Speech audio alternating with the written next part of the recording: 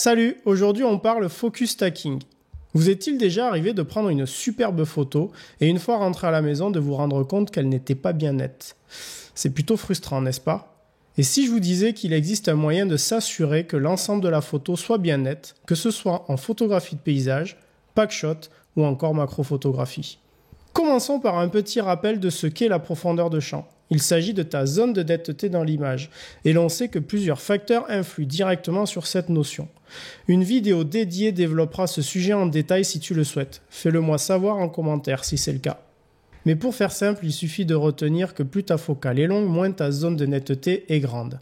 En effet, à distance de sujet et ouverture équivalente, avec un 200 mm, ta zone de netteté sera réduite par rapport à un 24 mm. Tu l'auras compris, les deux autres facteurs sont donc la distance du sujet par rapport à l'objectif et l'ouverture de diaph. Plus un sujet est proche de ton objectif, moins ta zone de netteté sera grande. Et plus tu utilises une grande ouverture, f1.8 par exemple, moins ta zone de netteté sera grande également. Comme on l'a vu dans cette vidéo, ici ou là, mais je te mets le lien en description, on a parfois la nécessité d'employer une valeur d'ouverture qui optimise le piqué de l'image. C'est notamment le cas, par exemple, quand on a besoin d'imprimer en grand une photographie de paysage. Ou alors en packshot, la photo de produit en studio, où souvent on a quand même besoin de mettre tout ce qu'on a, le maximum de qualité sur le produit à photographier, puisque le but ultime, c'est de le mettre en valeur. Dans ces cas de figure, nous avons des contraintes imposées un petit peu, si tu préfères, et du coup, on n'a pas toujours le choix de choisir... Le choix de choisir ? Non, on n'a pas toujours la liberté de choisir l'ouverture, la distance du sujet. Parfois, c'est imposé par ce que l'on photographie. Et c'est là que l'on dégaine le focus stacking. Alors, ok, le nom peut faire un petit peu peur, mais en fait, c'est assez simple. C'est juste du bracketing de focus. Tu vois, on parle de bracketing d'exposition parfois. En fait, c'est tout simplement un empilement. Donc, on fait plusieurs photos à différents focus. Tu vois, dans mon cas, par exemple, on peut faire une mise au point sur le nez, sur l'œil, la pommette, le début de l'oreille, etc. Et si on veut s'arrêter, on s'arrête là. Si on veut un fond net, eh bien on continue. En fait, l'idée générale, c'est de faire plusieurs photos du même sujet avec des points focus différents et ensuite on les fusionne sous Photoshop pour obtenir une image avec une zone de netteté contrôlée, tout simplement. Alors c'est quelque chose qui est, je l'ai dit tout à l'heure, qui est souvent utilisé en packshot, mais également en photo de paysage, je l'ai dit, mais aussi en macrophotographie, puisqu'on est tellement près du sujet que la zone de netteté est très réduite. Et parfois, on n'a pas envie que d'avoir juste un petit œil d'araignée net, on a envie d'avoir l'araignée entière de net. Donc c'est là où on peut employer aussi cette technique. Es-tu prêt à exploiter la puissance de cette technique et faire passer ta photographie au niveau supérieur ? Bon, allez, je te montre, c'est pas si compliqué et ça va être même un jeu d'enfant avec la technique que je te montre en toute fin de vidéo. Let's go. Alors avant de rentrer dans le vif du sujet, il faut quand même que tu sois en possession d'un boîtier hybride ou réflexe, d'un trépied, c'est indispensable, et d'un logiciel de retouche. Moi, je vais te montrer avec Adobe Lightroom et Photoshop. C'est ce que je connais et ce que j'utilise, mais il me semble qu'il est possible de le faire avec d'autres logiciels de retouche photo. Allez, c'est parti, on sort, je t'emmène tout de suite prendre l'air avec moi. On va se trouver un joli petit spot parce que tout commence à la prise de vue. Et voilà, on est dehors au grand air justement, il y a un petit peu de vent, donc je vais aller m'abriter pour que tu n'aies pas trop d'interférence au niveau du micro. Alors tu vois, on est sur l'île d'Oléron, au niveau de Boyardville. D'ailleurs, tu le verras pas, mais Fort Boyard est là-bas. Donc j'ai trouvé un spot, un cadrage, je me suis mis en place pour les besoins de la photo, enfin pour les besoins de ce tuto, j'ai fait en sorte de pas forcément cadrer quelque chose qui serait très esthétique, mais en tout cas qui répond aux besoins de cette vidéo. Donc j'ai trouvé un premier plan près du sol, avec cette belle bite d'amarrage. Premier plan près du sol, le boîtier est là. Le cadrage en fait commence dès les premiers pavés. On a évidemment cette balise et puis un tout petit peu d'arrière-plan. Je me suis mis au ras du sol justement pour qu'on ait du coup un premier plan proche comme j'expliquais en introduction, et aussi pour essayer de limiter le phénomène, enfin de limiter la place des vagues et de l'océan dans le cadre. Bon allez, trêve de blabla, on se met en place et on va essayer de se faire ce petit focus stacking. Je vais te montrer tout de suite en filmant le cadre. Premier plan ici, on est dans la zone de mise au point minimale. Après j'ai ma bille d'amarrage, 1 ou 2 mètres, et puis enfin cette balise qui est éloignée entre sa base et le haut, puisqu'on est en position plongeante, contre-plongeante. On a forcément pas mal d'écart de distance entre tout ça, donc c'est parfait pour notre tuto. Et puis on a un petit peu d'infini avec au loin l'horizon. Voilà, donc l'idée ça sera de commencer à faire des mises au point successives. Donc j'attaque, je suis à ISO 200, F8 parce que c'est là où avec cet objectif j'ai un bon piqué à F8. Donc on va commencer, je vais d'abord faire une mise au point sur le pavé. Donc après je me suis mis, pour rentrer un petit peu dans les détails, je me suis mis en priorité diaphragme. Ça me permet de conserver mon ouverture à F8. Et vu qu'on est à ISO 200, le boîtier va gérer la vitesse d'exposition. Donc là présentement avec du F8 on est à 1/640e de seconde, ISO 200. Comme je te le disais il y a 2 secondes, je fais ma première mise au point sur les pavés devant. Je shoot. Après je décale ma mise au point de quelques centimètres. En fait je vais la faire sur les vis ici. Donc je le fais pas encore sur la bite d'amarrage. Je le fais d'abord sur les vis. Voilà. Après je fais une autre mise au point du coup sur la bite, directement sur le galbé qu'on a devant nous. Putain, j'espère que ça va pas poser problème de dire bite d'amarrage. Si ça se trouve je mettrai un blanc. En gros sur le truc d'amarrage. Oui, parce que sur YouTube, il y a certains mots qui passent pas. Ensuite, je vais faire une mise au point juste derrière, donc les pavés intermédiaires entre le truc d'amarrage et la balise. Puis à la base de la balise, je remonte sur la balise à mi-hauteur, à hauteur d'homme à peu près. Hop, je monte encore, je suis au niveau à peu près de la jonction entre le blanc et le rouge. Maintenant tout en haut, et c'est pas fini, je vais aller faire une mise au point sur la plage en face là-bas, le plus près de nous dans le cadre, et une dernière à l'infini. Alors ces deux là elles sont pas, enfin à l'infini, au plus loin que je peux trouver dans l'horizon. Ces deux là clairement elles sont pas indispensables. Enfin, la première sur la plage, oui, la deuxième, non, je pense pas. Parce qu'en fait, après, on a le phénomène d'hyperfocale. En tout cas, quand on fait une mise au point aussi éloignée, l'arrière-plan devient clairement net. Et bien voilà, on a juste fait les mises au point. Donc, je te remontre une ici, une ici, une ici, une intermédiaire ici, une à la base de la balise, à hauteur d'homme. La jonction rouge-blanc, tout là-haut, la plage et l'horizon à l'infini. Bon, ok, normalement maintenant on a la matière pour retourner à l'intérieur sur le PC, au chaud, sans le vent, et essayer de faire une bonne fusion des images pour avoir donc notre image nette du premier plan jusqu'à l'infini. Allez, on se retrouve tout de suite dedans. Allez, on est de retour au chaud, à l'abri du vent. J'ai téléchargé les images dans Lightroom. On a 10 photos qui composent la séquence. Première chose à faire, bien penser à... Donc déjà, les sélectionner toutes les 10. Et penser à activer la synchronisation automatique parce qu'on va... Alors, c'est pas une image qu'on va traiter de manière artistique. Je vais juste y appliquer un preset personnel, voilà, que j'utilise souvent. Clac, paf. Maintenant, on a notre image. Les retouches qu'on va appliquer sur celle-ci vont s'appliquer à toutes les images de la série. Basiquement, bon voilà, le preset est mis en place. Je vais déjà, tu vois, enlever toutes les pétouilles qu'on a ici ou là. Et puis je te reprends après parce que ça c'est pas très intéressant. Bon, je viens de nettoyer la photo. Je me rends compte qu'il faut que je nettoie absolument mon capteur. Là, bon voilà, toutes les images sont faites, les 10 de la série. Maintenant, on passe sur Photoshop tout simplement. Donc, je sélectionne toutes les images. Je fais un clic droit, modifier dans. Et alors là, on ne fait pas juste ouvrir modifier dans Photoshop. On va ouvrir en tant que calque dans Photoshop. C'est très important.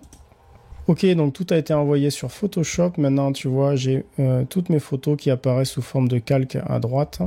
Je commence tout simplement par faire un Shift, enfin Maj, en prenant la première et la dernière. Je sélectionne tous mes calques.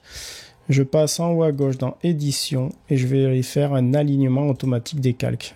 Évidemment, si à la prise de vue, les choses ont un petit peu bougé, alors il suffit de pas grand-chose, ben alors on peut se permettre de tenter un alignement automatique des calques. Et voilà, et tu vois, regarde dans le bord de l'image, on a des petites zones d'arrière-plan. Ça montre que l'alignement était nécessaire. Ok, bon ça c'est bon. C'est une bonne première étape. Maintenant, il va falloir qu'on fusionne tout ça, puisque là, pour l'instant, on n'a qu'une succession de calques les uns au-dessus des autres. Et évidemment, le calque du dessus prend la place de celui qui est en dessous. Enfin, au niveau visuel, en tout cas. Bon, alors du coup, on refait la même sélection de l'ensemble des calques. Voilà, on a tous nos calques. On repart en haut à gauche dans le menu Édition.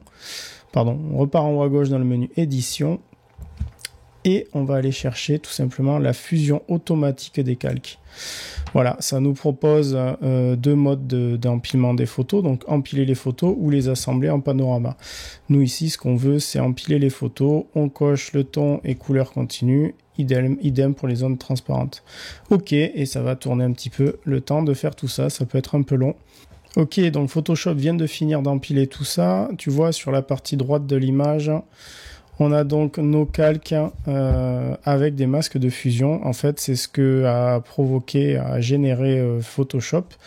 Tu regardes le premier calque, c'est l'image fusionnée. Et puis ensuite, en dessous, si je pars dans l'autre sens plutôt, tu vois, je les enlève tous. Je mets le premier, tu vois, on a notre premier plan net.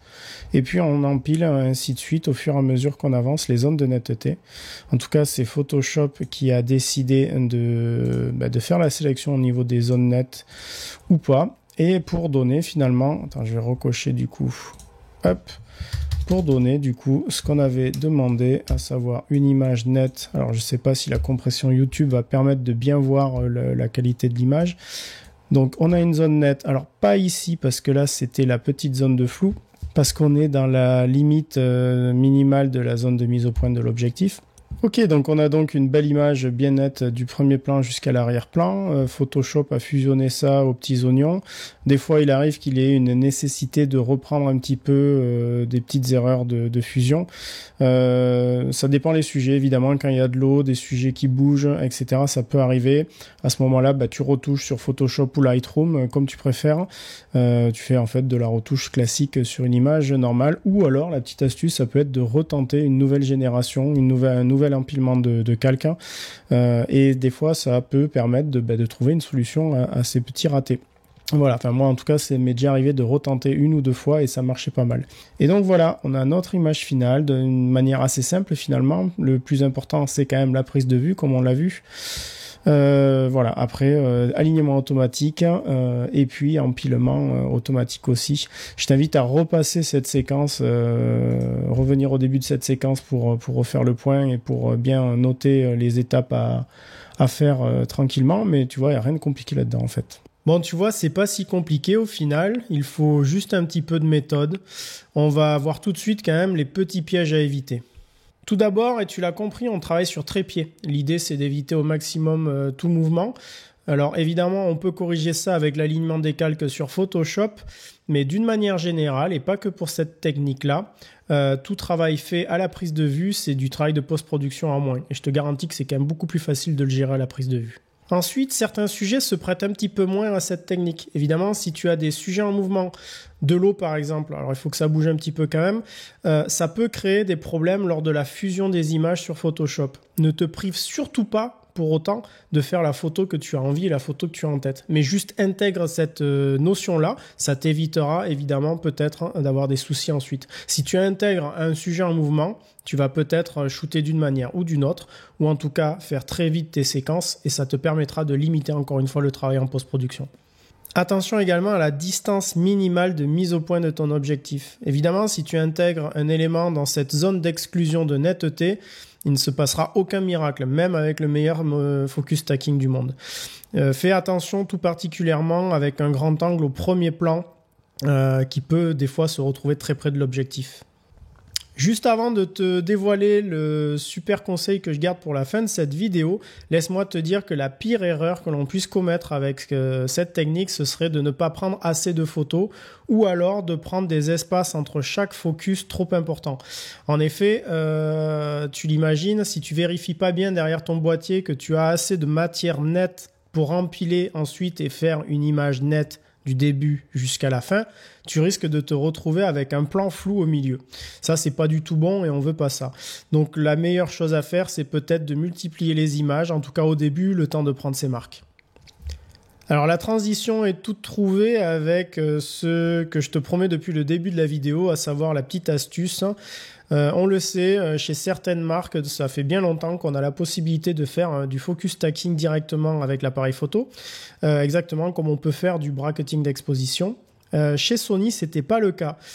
Sauf que la semaine dernière, ils ont sorti une mise à jour du soft intégré au boîtier Alpha et on a désormais la possibilité, enfin, de faire du focus stacking directement avec notre boîtier. Merci Sony. Et j'ai évidemment testé ça tout à l'heure sur le terrain, sur le spot où on a fait la première photo. Et rebonjour, c'est encore moi, on est au même endroit, mais maintenant on va tester la fonction bracketing focus ou focus stacking qui est intégrée maintenant au boîtier depuis la mise à jour Sony. Allez, let's go. Donc on change juste notre mode de prise de vue en appuyant sur la touche fonction. Au lieu d'être sur single shot ou rafale, c'est au même endroit que tout ça, rotadateur de 2 secondes. On avait aussi les corrections pas les corrections d'exposition, mais les bracketing d'exposition. Et bien maintenant, on a la fonction focus, focus bracketing. Comment il l'appelle? Le bracketing de mise au point. Donc on clique dessus, on a plusieurs fonctions. Enfin, on ne clique pas dessus, non. Il faut qu'on aille sur on a la possibilité de régler la largeur d'incrément. Donc c'est d'une valeur qui va de 1, étroite, 4, 1, 2, 3, 4, 5, donc jusqu'à 10. Donc pour information, 1 c'est étroit, 4 standard et 10 grande. Et à côté, donc en gros c'est la plage, c'est le pas entrant, on appelle ça le pas dans le bâtiment par exemple, enfin bref. Mais c'est l'espace entre chaque zone de netteté, entre chaque plan et entre chaque mise au point. Donc ça va dépendre beaucoup de ta scène, de ce que tu as à photographier. En paysage, on n'a pas besoin d'avoir un espace important. Ceci dit, quand tu seras en pack shot ou en macro photographie, avec des ouvertures type 2.8, etc., clairement, tu auras besoin d'avoir un pas très réduit. Donc de passer sur quelque chose comme le bas de la valeur, 1, 2, 3, 4 par exemple.